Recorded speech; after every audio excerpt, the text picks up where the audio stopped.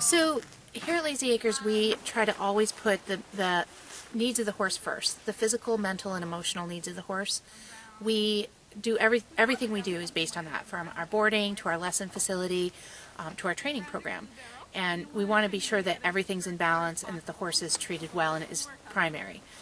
We advocate for our horses, and we teach our clients how to be an advocate for the horse that they're using. That's really what makes us different. We also do try to manage our turnout in a way that there's a natural herd environment, so all of the horses can be turned out in a natural herd and have lots of fresh air and get out and move around. We get the best folks. We put together such a positive and supportive community. Everybody's a real joy to be around, and they're here because they love horses and they love to learn. So the folks that would not be a good fit here are the folks that are super competitive and are in this. If they're in this and they're not focused on the health and well-being, mentally, emotionally, physically of the horse, then those folks aren't going to fit in here, and they just filter themselves out.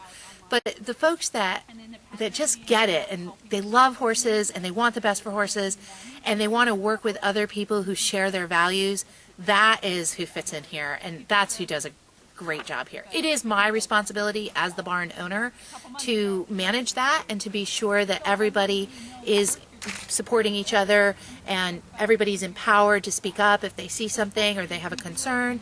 That is my responsibility, and I don't take that lightly. That's something we're really committed to here, and we have the greatest group of folks because of that.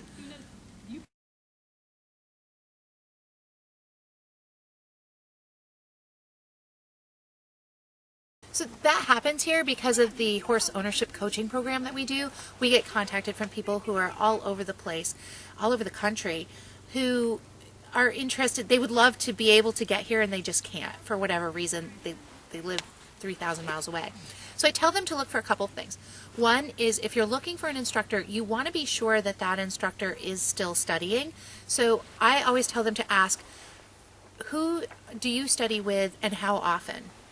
And then go look that person up so you get a good sense of what the person that they're taking their instruction from, how they're behaving with the horse, how are they handling the horse, how do they ride? Do you want to look like that ultimately? Because that's the question you want to ask.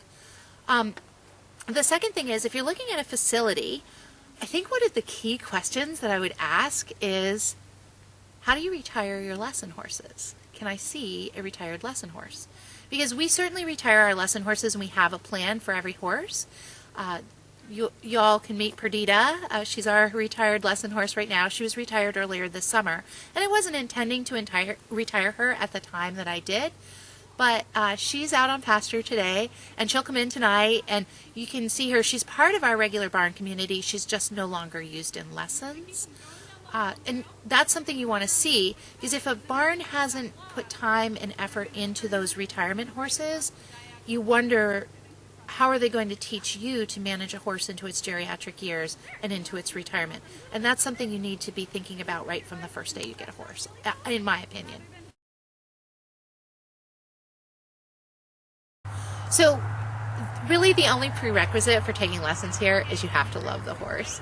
So we'll teach anyone. We've had beginners from 4 years old all the way into their 60s, which is fabulous. We've taught people with all different fitness levels, all different skill levels. We've helped folks who've had holes in their foundation, who are competitive riders, who really are able to compete at very high levels, but just had a hole in their foundation or something that was going wrong in their communication with their horse. And yet we love to introduce people to this journey and have them take the journey with us.